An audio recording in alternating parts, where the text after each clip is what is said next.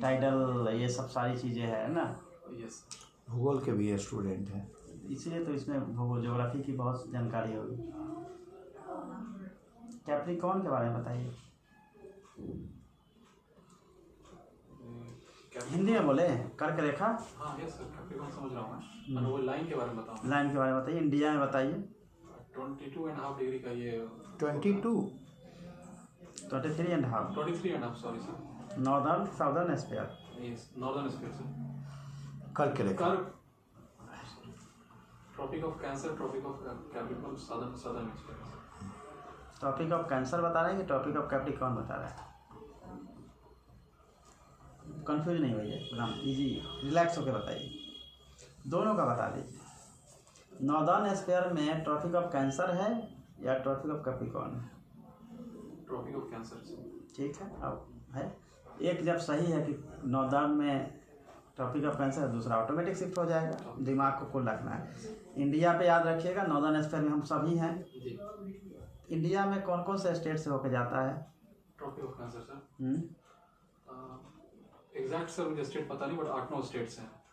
ठीक है, ट्राई कर सकता हूँ। Gujarat, Rajasthan, MP, Jharkhand, West Bengal, Tripura, Mizoram.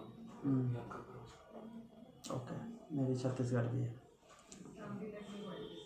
ये जो आपका, अगर हिमालय नहीं होता तो क्या होता?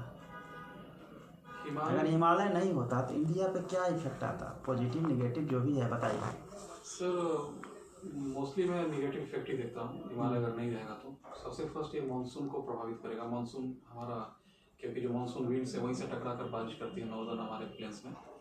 दूसरा, अगर हिमालय नहीं रहेगा तो जो नॉर्दर्न हेमिस्फीयर के जो ऊपर साइबेरियन कोल्ड करंट्स हैं, जो ठंडी हवाएं हैं, वो डायरेक्ट रूप से आ जाएंगी और यहाँ का जो क्लाइमेट है काफ़ी ये हो जाएगा, विंटर हो जाएगा।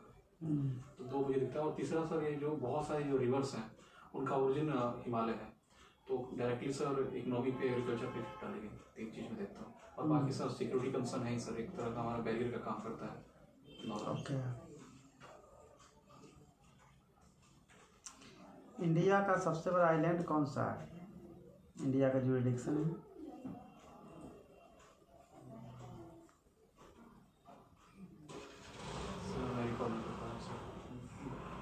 इसको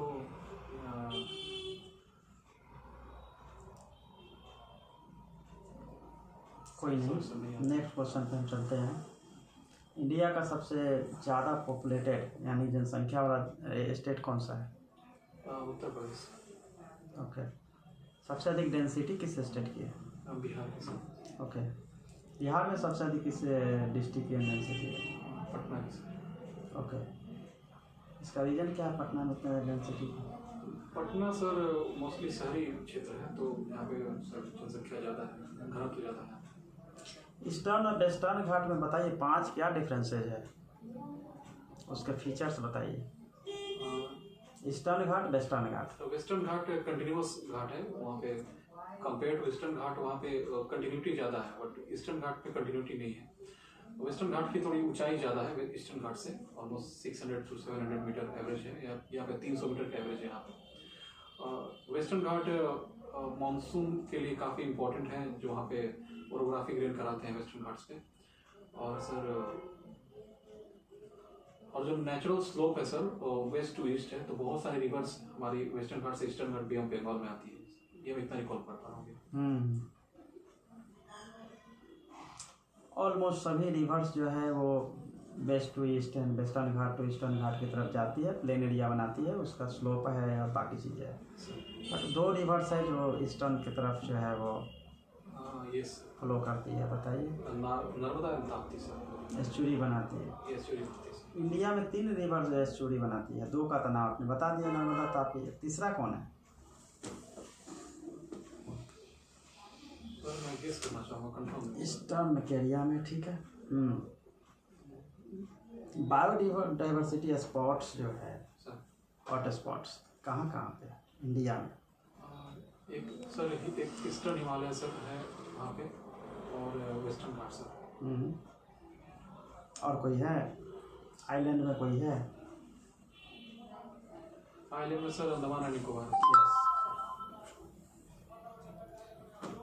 ठीक है धीरज, आपका इंटरव्यू अच्छा है, कॉन्फिडेंस अच्छा है,